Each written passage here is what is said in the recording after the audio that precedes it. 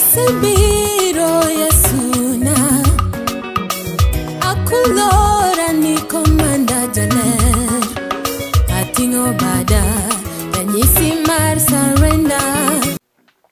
Ago ni erokamano Nyasaye maduong' gokinyi sani kuom thuolo misechiwo mondo iwuo kodwa. Omiyo akawo thuolo ni mondo arwaki janeno mar Lolwe. Aneno kokinyi ber monego iwinjie wach Nyasaye koa kuom muche. Adwa nasome kowuok e Korintho mokwongo 1:18 mawacho ni msalaba en fuo ni jalno malal, to en teko Nyasaye ni jalno mireso. Nyasaye mondo gwedhi mang'eny. Wach madwa na wuoye en wach msalaba molokre fuo ni ng'ama lal, to bedo teko ni jalno mireso. Thothne ka ji wuoye msalaba, ji oseparo ni gin yien ariyo mo oriw kende msalaba. But mano to en ranyisi. Msalaba oting'o weche mang'eny e iye. Achiel, msalaba oting'o warruok. Matiende ni msalaba kanyo, ka Yesu nie tok dala Jerusalem, e Golgotha, kanye kama noketie warruok. Tiende ni mise kod misingi maduong' mar warruok notimre tok dala Jerusalem. Msalaba oting'o gimiluongo ni gony mar jomotwe. Tiende ni nitie joma jochiende otweyo matek. To wanene msalaba kisomo Jo-Kolosai 2 wacho ni msalaba kanyo e kama nosembie joloch kod joteko momagi teko gite mosembgi e lela ka ji neno gi wang'gi. Mana ariyo, e msalaba kanyo e kama nowenwa richo. Ineno ka Yesu wacho ni Ruoth wuonwa wenigi nikech gikia gima gitimo. Matiende ni msalaba kanyo ema nitie we richo. Apako Nyasaye maduong'. E msalaba kanyo e kama ne Nyasaye wuoro maler, maonge richo kuome, maonge mbala, owe wuode koting'o richo mag piny te. Ka wuode ni e msalaba, ma wuode onene koa ochore gi chien moko ni baba iweya nang'o. Tiende ni nochopo kama koro Ruoth nyaka weye, nikech wang'eyo maler ni Nyasaye miluongo ni Nyasaye Nisi, kata Nyasaye Jehova, kata Nyasaye Jire, kata Nyasaye Yawe, en Nyasaye maler ma ok odwar gima chako keto chilo kuome. To wuode Yesu Kristo to nobiro mondo kaw gigo te mondo odhige msalaba. Koro sama wuode ne tur kod gigo, ne chuno jal maler oa kuome mondo odhiyo, ma Yesu neno. E msalaba kanye kama wuowi kod wuon gi nowere. Ka wuoye msalaba en fuo ni ng'ama lal, we pod wuoye mana gik manotimre e msalaba. E msalaba kanyo e kama ne Yesu Kristo chunye oae, kendo sama nokawo chunye momiyo Nyasaye, matiende ni manong'isowa ni jal moyie kuom Yesu Kristo ok otho, en ng'ama chunye ikawo to yweyo kod Kristo. Tiende ni msalaba miyowa geno mar dak kiny. Apako Nyasaye maduong'. E msalaba kanyo emopim gi thuond mula mane Musa ochung' e thim ka jo-Israel tho, ka tuoche negogi, thuonde kayogi e thim, ka olo kuomgi kwiri marach, ka onge ng'ama ne nyalo resogi. Musa wuon ne onge duoko, Harun ne onge duoko, Joshua ne onge duoko, nyaka jo-Israel mangima ne onge duoko. To ne Nyasaye mowuoyo ka duoko wuokie polo, kong'iso Musa ni kaw thuond mula idhi chung' e thim kama odhi malo ma ng'ato ka ng'ato nyalo nene, to jal moting'o wiye monene to chango sano. Matiende ni e msalaba kanyo e kama nitie chang. Apako misinga mar lweny. Msalaba kanyo e kama nitie chang kod hono. Jal mong'eyo msalaba no tir yudo chang.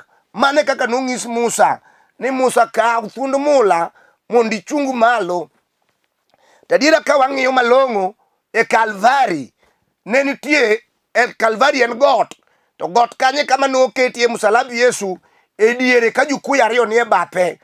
Kanyo e kama bende Yesu Kristo noa gi chuny achiel ka donjo go e paradiso, kowacho ni tinende ni wanabed kodi e paradiso, mang'isowa ni kara paradiso en adier koluwore gi gima Yesu nowacho. Mano geno mar jomoyie kuom Yesu ni gibiro dhi e paradiso ka giseyweyo. Duong' odog ni simba ma dhod Juda. Kore mamuma wacho niya, jal maneno ka musalaba en fuwo, jal no selal. Kendo selal, thoth ji wan go e thurwa ka. Ma kiwuoyo kode musalaba, to oneno mani wuoyo yien moriu, moting'ie go kiwuotho go. Mano to kadagi ni ok en musalaba, but mamuma wuoyo Jo-Korintho mokwongo, muma wacho niya, wach musalaba en fuwo ni jalno malal, to en teko Nyasaye ni jal mireso. Kapok awuoyo teko ne, wawuoyo kaka jomofuwo malal ma ok ong'eyo nyalo mar musalaba wuoyo. Thoth ji kirado gi ji, iwinjo ka giwacho ni Nyasaye onge, kendo thoth gi orure nigi. Kata sani ma pod iyalo injili kaka nodonje piny Luo higni mag 1920 kucho, awachi ni gimotimore. Pod iyudo ka jomoko pod jojuogi kendo giido ong'egi e gweng'. Ong'egi ni nyithi ji moa oko kapango ok giwenigi thuolo.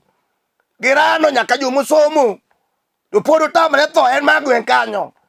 Ji ong'eye, otieno kowuotho to guogi gwe, oting'o makutu e dende kanyo wuothogo. Odagi wach musalaba ni en fuwo. To kata in awuo kodi, weche mag dala ting'eyo. Kendo ka wach modhi wuok to in emi ng'ado bura. Iseng'ado bucha muor ni mondi liete momagi lowo nikech no miya soya siling 200. Nyithi kiye ywakni e gweng'. Kiye ywakni. Jochan to tindi mayo gigi te. Nikech in gi pesa mo matin wuodi koni. Gi nyithindi mane loka. Gi nyigi. Ineno ni malo. Kamiyale injili. Iwuok malo ka gimi madwa go simu. Te kaka idhi. Injilo jogi. Ibiro dware awacho ni. Ikawe ni en fuwo. Thoth nyiri mang'eny. Kiwuoyo go injili. Wuoyo kode warruok. Ma musalaba nokelo. Oneni ka gima in gi wachni. Oneni jayalo ka gimi thagori. Tich monegi ti tami. Winji. Sani to pod wasayi gi injili. Biro chopo kinde mibiro dware ka koro watek. Ka koro tuo keti kirande nindi otanda. Jomo biro neni dware ka yudi. Ibiro dware ka tuoche koro maki. Ma thiedhore. Ma kora onda ni e gi weche mamoko. Sani to pod ber. Rwak lewni moridi. Wuoth go kidhi. Cham piny kabisa. Donj kunde kuongi madh te. Ichamo piny omera kinde biro. Ibiro dwaro jayalo tok ni yudi. Ibiro dwaro ng'ama hoi onge. Ibiro kata dwaro muma mondi som tok ni yud muma. Nikech wach musalaba isekao kaka fuwo. Apako Nyasaye maduong'. Apenji jaduong'. In kiwuoyo kodi ni une joma noyudo batiso. Kinde ma kia fadha mane nodonjo. Ok rach batiso to in go nyingi duong'. Kendo samore en nying marumo gi kus gi lus. To kod tus.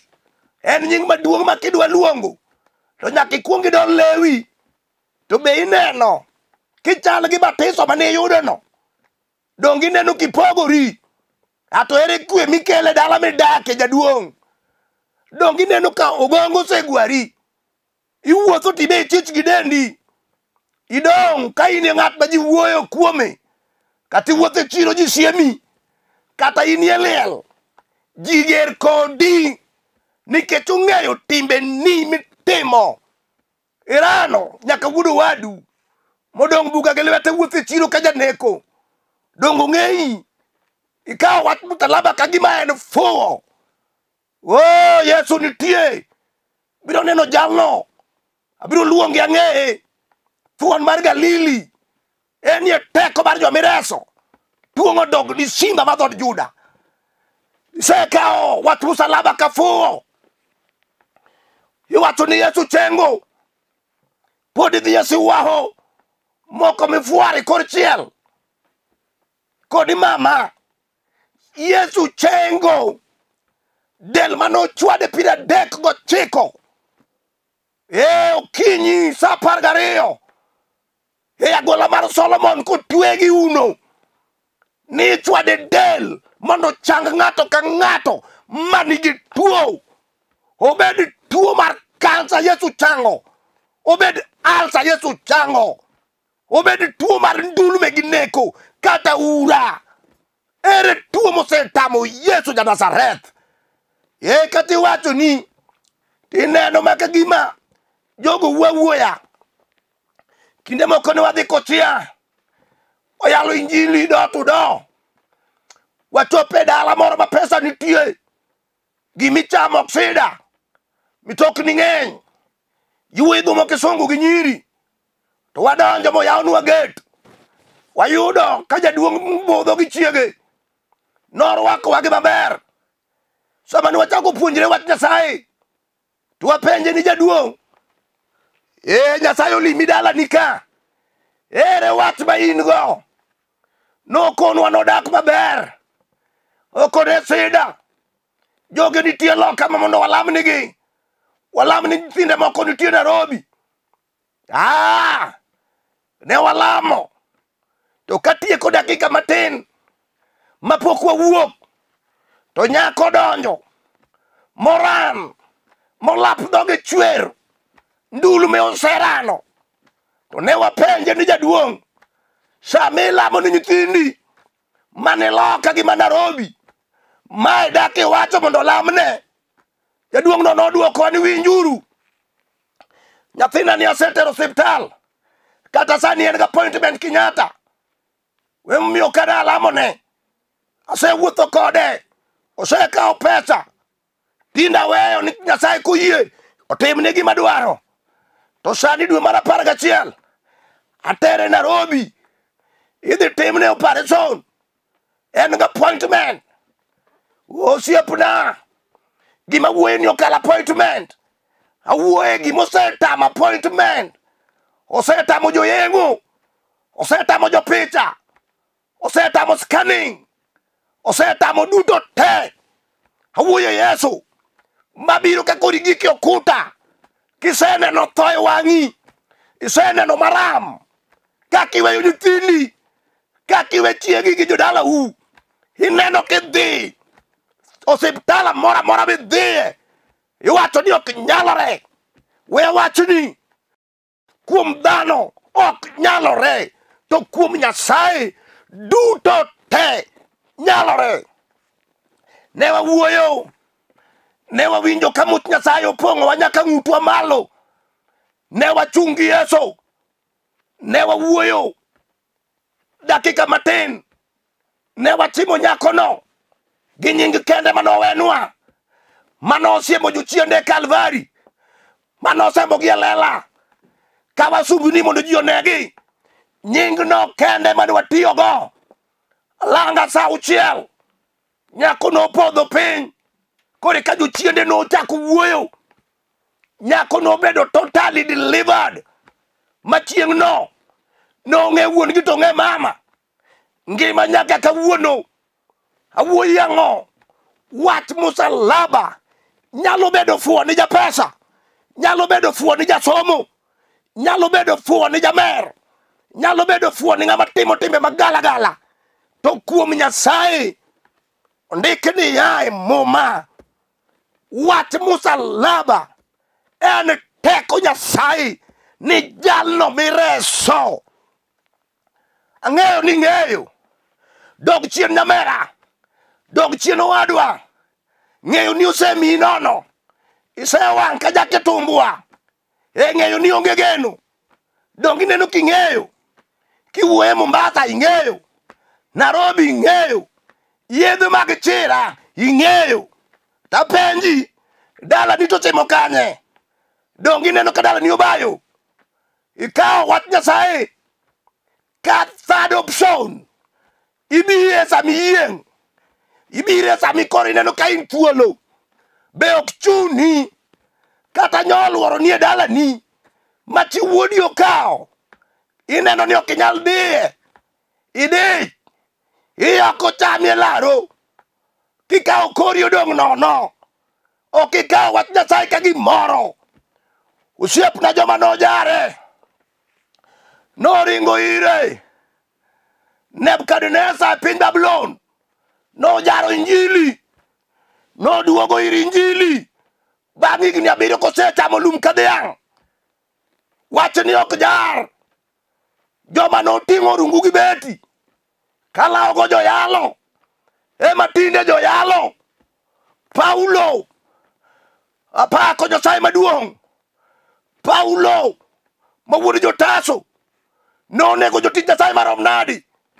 Noneno ka wach musalaba en fuwo. To chieng' moro kodhi e piny Damaski noyudo ka wacho ni kara en teko. Nolware piny. Apako misinga mar polo. Winjo duol ka wuokie polo.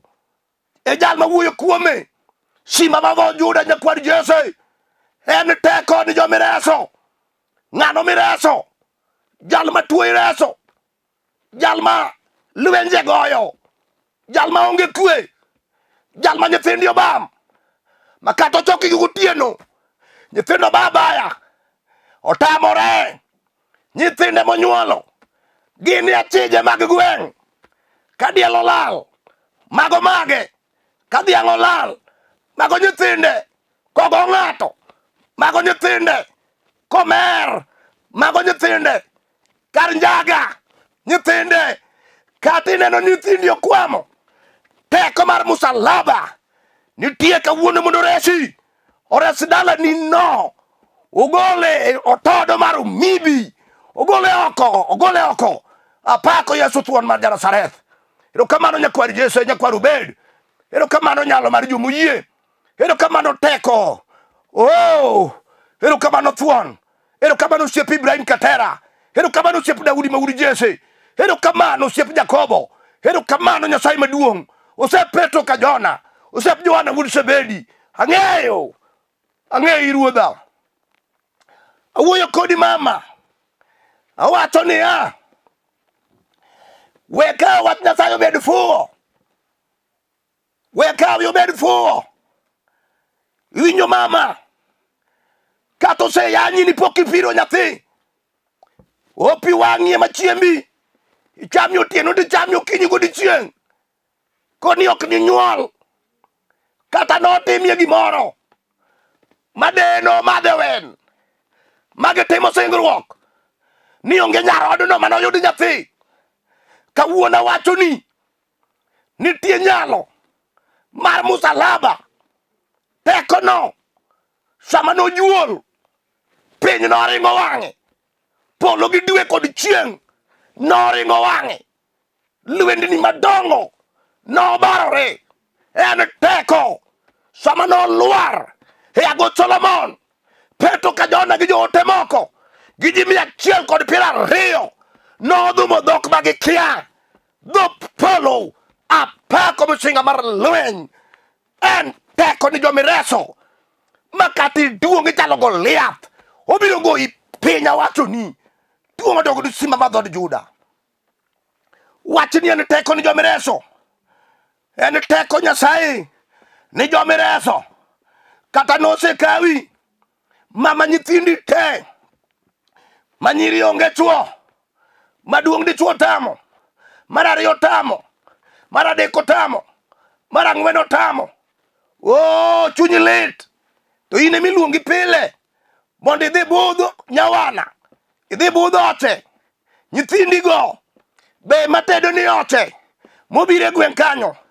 Chunyi thagore. Ikoni to kara ang'o. Man be nayudo ora. Osedhi adiera ng'eny. Nyari maduong' osekalo. To weya wachi ni. Kuom dhano to nyalo kalo. To kuom Jehova Nyasaye. Onge gimosekalo. Ana nonyuol ka jahigni adi. To Sara nonyuol ka jahigni adi. Apako misinga mar lweny. Kaka wakweno. Opogore gi kaka Nyasaye kweno. Wane mwaneno nwa leo. Nyasaye to neno no mondo. Kendo se nyalore. Wach musalaba teko. Joma noyie kode muma. Daudi ka Jesu winje ka en simba iye. Neno Goliath. Kagima Goliath en akuru moro matin. ukoni lweny nitie kawuono e kind Israel gi jo-Filistia. Ok abi luor, awinjo ka jalno oseidha. Awinjo ka wuon polo osenyuoidha. Awinjo teko mar musalaba kosemula. Teko musalaba komuli osiepna kata idak e dala juok. Obiro miyi chiri, ibiro muomo. Kata dala uwe miide gi rao. Marado gi nyang' otieno. Yesu nitie. Ajabu ka in go mirwake iyi. Ondik duong' molo jal mani oko. Ibiro muome dala no. Kata en dala mabilo kaw motweyo katach. Kiko motikomo gi bilo. Idoyo gi bilo. Tikeyo gi bilo. Ka ng'ato dhi tedo timiyo bilo dhigo. Ka ng'ato kendo timiyo bilo dhigo. Kata en dala ilano. Awachni ni nitie teko Nyasaye modak e wachne. Biro ketho gigo te. Jehova biro donjo dala ugi gi fujo. Obiro reso jomodwaro. Ok odewre nusedhi kilomita di. Ka jachien lal kodu. Jehova biro ywayo chien. Ubiro duoge dwache. Dala ma ji ochayo ma ji nyiero no. Jehova biro ting'o malo. Jehova biro miyo dala no nying manyien. Dala mane iwacho ni dala kwamo. Biro bedo dala mogen. Jo-gweng' mosebedo kukwayo. Biro kwayo u kawuono. Dwaro jal mong'eyo ni wat mwayalo ni en teko mar Nyasaye. Tuondo ni simba ba dhod Juda. Wecha injili. Injili ono. Injili teko Nyasaye. Awachni gima ne Herode otimo. Herode ne ger gi injili. Odwaro nego injili. Olawo injili ok oyudo. Injili ni e piny Misri, injili yweyo. Injili noduogo bang' higni 7. Mar 8 to chako wuotho biro. Koseromo higni 8. Nyithindo matindo notho. Kidwaro injili. Injili pod Nyasaye opano. Injili odongo mobiro dak Nazareth. Nazareth gi dho jo-Ibrania. Tiende ni kama ojwang'. Odak kuno nyaka higni 12. Polo noyie. Ochako wuoyo gi ji e rieko mopondo. Manopogo ne Solomon matin. Sama nodonje hekalu. Jodongo nochich. To kijana ni oa kanye. E kundwa ka pok wanene. E kandwa ka pok oleme. Yesu ne duoko penjo. Manonego Ibrahim maduoki. Noduoko penjo. Manonego Jakobe maduoki. Oting'o miwafu mar polo en go. Kochopo higni 30. Roho Maler. Akuru nopiyo kuome. Kimiya teko. Nochimo bungu. Kage dhi nwarore. Gi jasigu. Iblis. Satan. Kata thuol machon. Ne girado. Ndalo 40. Kage menyore. Jachien diro to Yesu diro. Jachien diro to Yesu diro. Jachien diro to Yesu diro. Tapako Nyasaye maduong'. Odiochieng' mar 40. Jachien no sare. Oting'o bade. Okone jowadwa. Mai pod en. Jal manogola e polo maringo. Kalware polo mar 2. Ma en. Teko ne. Poko weye. Pod en Yesu. Ne jachien oringe. Koa kanyo. Ema Yesu nochako menyana gi jochiende. Manyako gikie thone musalaba. To no wacho. E musalaba kanyo. Onge kendo. Tich Satan. Orumo te. Apako msinga mar lweny. Orumo te. Onge gima odong'. Mane se Yesu okotieko. No wacho musalaba dorumo te.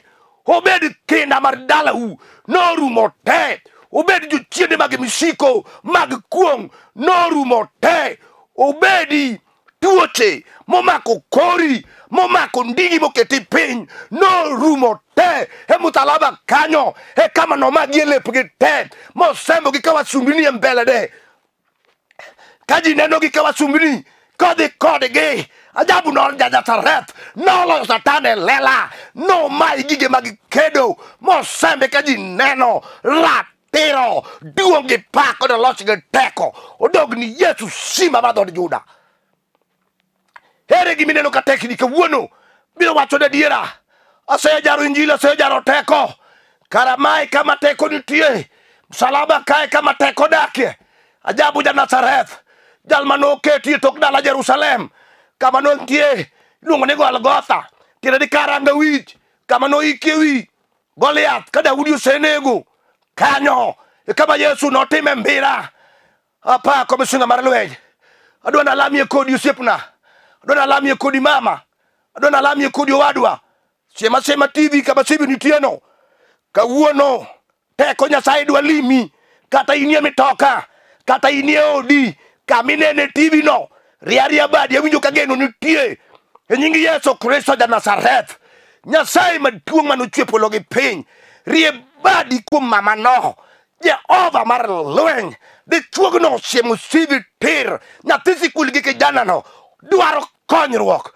Adiera kawuono seyie, ni Wach Musalaba, en teko Nyasaye ni jomo yie, Jehova timne ono, gol ne dera mar ywagruok, gol ne chandruok Nyasaye, gol ne lweny ma en go, Jehova mar polo, bondi timne maber kaka muma wacho, Jehova mar nyalo, parna mama, monyuola elido wino nyalango, kadi pinyina mbugu kanyo, chung kode lweny, parna mama Masi, Maroche maja oda, Jehova chung kode, chunge ministry ma the finished work at Calvary, kama entie, parna Collins mawudo dero, Nyasaye maduong' apako misinga mar lweny, parna Mos mawudo dera, ka entie piny Kabiria, parna Rabala, Nyawuyoma manie piny ka Nyamkago, parna go kotio tich Nyasaye piny Kabiria, parna Jehova mar lweny, apako misinga mar lweny, parna Ken, Nyasaye maduong' marangi kanie piny Kabiria kanyo, Jehova ting' jogi malo, parna Nyasembo Nyawera,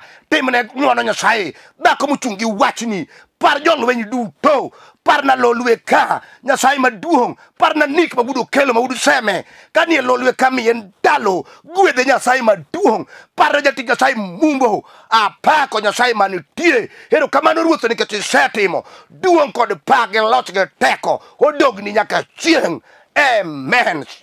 Apako Jehova maduong', maneno kosewuoyo, samoro ng'ato nyalo dwaro mondo ng'eya, kata kuma lemi, kata en gi wach moro modwaro mondo alam ne Nyasaye. Magi e nyinga gi address na kidwara. Nyinga en Bishop Samuel Maroche Ogola, aja Sembo Kanyakla. To gi sani tatiyo tij Nyasaye Nairobi, kamiluongo ni Kibera Olympic.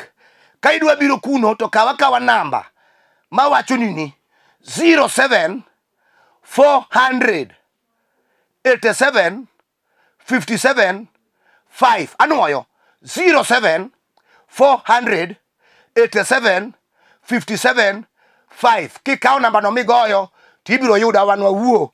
Shalom, shalom, shalom.